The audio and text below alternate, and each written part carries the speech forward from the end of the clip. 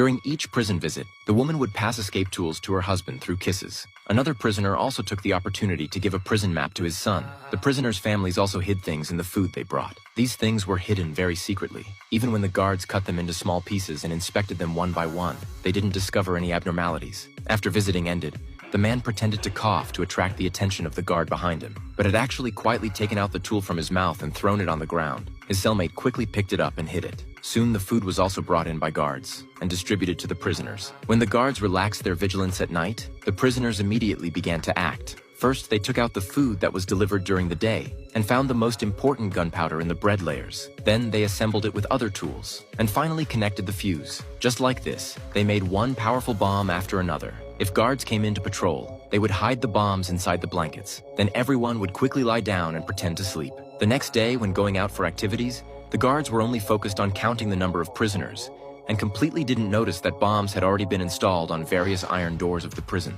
Even more unexpected was that they also stuffed a timed bomb into the toilet when going to the bathroom. When all prisoners came to the rooftop yard, their escape plan was about to begin. The guard on duty still didn't know danger was right in front of him and was preparing to go to the toilet. But just as he walked in, he was blown to pieces. At the same time the explosion sounded, the prisoners also began to act. Because they had large numbers, they quickly subdued several guards on the rooftop. Then they quickly took off their prison uniforms and rushed downstairs to detonate the bombs they had installed before. But this was still not enough to escape, because there were more guards on the first floor. Even worse, the British troops bathing by the river after hearing about this were also rushing to support the guards. Fortunately, the prisoners' companions outside the prison had already buried many explosives on the road in advance, which temporarily slowed down the British troops' support speed. At this time, the prisoners didn't plan to break through the heavily guarded main entrance, but came to the laboratory they had arranged with their companions. They quickly installed a bundle of explosives on the wall, and at this time, the companions also installed more bombs outside the wall.